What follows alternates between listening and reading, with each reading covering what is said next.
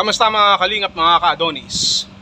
Pag-usapan lamang natin itong issue, no, itong ating pinag-uusapan ngayon patungkol sa strike na inabot ni Kapeso, no, ni Alascador dito kay Kuya July Paunil.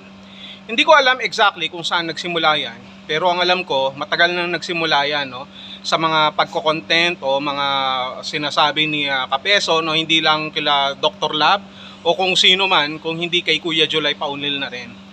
It's true na kapag nandito ka sa social media, ay kailangan na hindi ka balat sibuyas.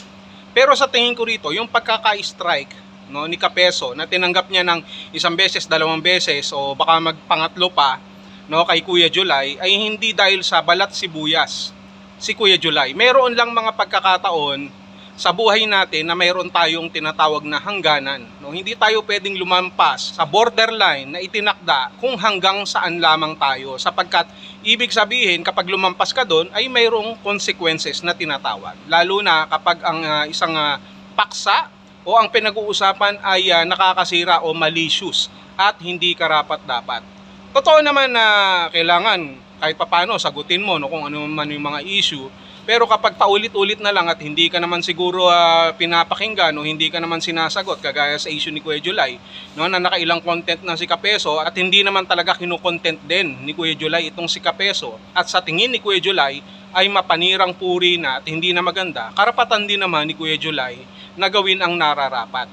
No, kaya lang ang karamihan lang na sinasabi, hindi lamang si Kapeso o lalo na dun sa iba na nagsasabi, kapag hindi nyo masagot ang issue, magdedemanda kayo. Kapag hindi nyo masagot ang mga binabato sa inyo, gumagawa kayo ng ibang hakbang, no? Meron na kayong nalalaman pa na padema-demanda. No? Ganun din dito. Kumbaga, karapatan ni Kuya July, no, kung sa tingin niya ay hindi maganda para sa kanya at maging halimbawa na rin para sa iba, gagawa siya ng necessary action para mapahinto at mabigyan ng aral itong mga taong tumutilig sa kanya. Itong mga tao, hindi lamang si Kapeso, ng mga bagay na makakasira, no, sa imahe ni Kuya July. Lalo na, wala naman siyang direktang masamang ginagawa doon sa tao na nag-content sa kanya. In this time, which is Kapeso. Totoo din naman na mga issue-issue lang din ang dapat ng pag-usapan. Pero ang hindi nagiging maganda, yung issue na may kakabit, na makakasira doon mismo sa tao. Kaya itong ginawa ni Kuya July, no, na pag-strike kay Kapeso ay bilang aral. Hindi naman dahil sa pinepersonal ni Kuya July itong si Kapeso o namumuhi siya o kinasusuko naman niya. Ito ay ginawa lamang ni Kuya July sa kung ano sa tingin niya ang nararapat gawin. Yung nararapat na aksyon para kay Kapeso. Kumbaga, dito kay Kapeso naman, dahil ginawa mo yan, no, naiyakin si Kuya July, ngayon, ang lalabas ngayon, parang mukhang ikaw ang iiyak. No, at ito wala akong against kay Kapeso, no, personal kung ano man. Ito ay napag-uusapan lamang doon sa issue, no, dahil nga ngayon gumawa siya ng panibagong channel dahil hindi siya makapag-live dahil nga na-strike nga siya. Hindi natin alam kung hanggang kailan yung duration niyan. No, dalawa na ang tinatamaan sa kanya at gumawa siya ng panibagong channel na Alascador. At tatawa-tawa siya doon sa kanyang live, doon sa kanyang video. Pero sa tingin ko medyo masakit din 'to, no. Baka mamaya nga pagka-close ng camera niyan mukhang he's furious, no.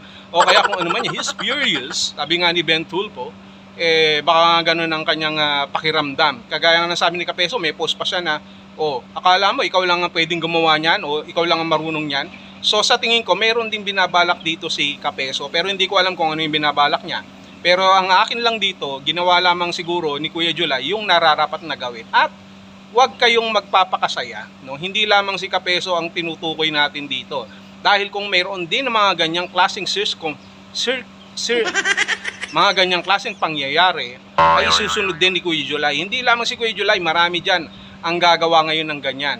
Tatandaan nyo, no, sa kaka-content nyo sa Kalingap, no, ng mga mapanira na akusasyon, hindi lamang kay Kapeso o kung sino man dyan, sila Pedring, sila Salcedo, sila Rowenem, sila Reynes Community, lahat ng mga magagaling dyan na sa tingin natin ay hindi na maganda ang ginagawa, ay may katapat na aksyon. Hindi dahil sa hindi makasagot, kung hindi yun ang nararapat na sagot para sa kanila. Yun lang ang aking masasabi dyan. Kaya ang tanong dito, handa na ba kayo, Pedring, Salcedo, na ma-strike din ng channel nyo? Nakahanda na kayo dahil sa pagkakaalam namin sa mga susunod pang araw, bago matapos ang taon at sa mga susunod na taon, ang Kalingap ay maghihigpit magbabago ng mga hakbang na mga gagawin patungkol diyan sa mga tao na mga mapanira. Kaya huwag kayong kakasiguro sapagkat sigurado ako mayroon pang susunod diyan. Hindi lang si Kapeso.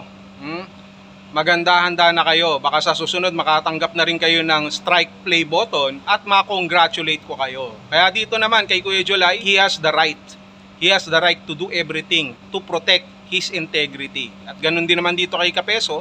Well, ginawa mo yan at sa tingin mo naman na wala kang ginagawang masama, then let it be. At malusaw pa ilang channel man ang gawin mo dyan, gumawa ka ng gumawa, nasa sa iyo yan. No? Kung sa tingin mo ay mayroon kang karapatan na sumagot, sagutin mo na rin. At kung sa tingin mo may karapatan ka ring umaksyon, umaksyon ka na rin. So itong pagkakataon na ito, yung ginawa ni Kuya July kay Kapeso ay pwede ring magawa sa iba. Yan ang binibigyan ko ng linaw.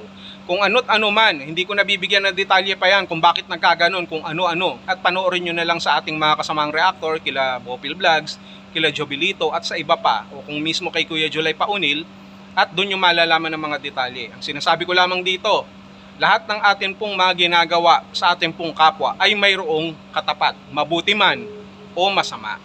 Yan lamang ang aking masasabi. Kaya para dito kay Kapeso, congratulations dahil tumanggap ka ng strike play button. Sana all. And don't worry, may mga susunod pa dyan. Hindi lamang sa'yo. Kung hindi doon sa mga mas mapanira pa na tao dyan sa paligid mo.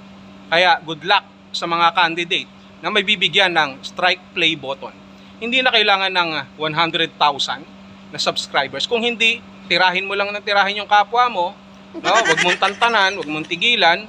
At magkakaroon ka na ng strike hanggang sa maglaho ka na sa YouTube. Hanggang sa maglaho na ang mundo mo sa YouTube. Yun lang. Maraming salamat po. Congrats kay Kapeso, congratulations.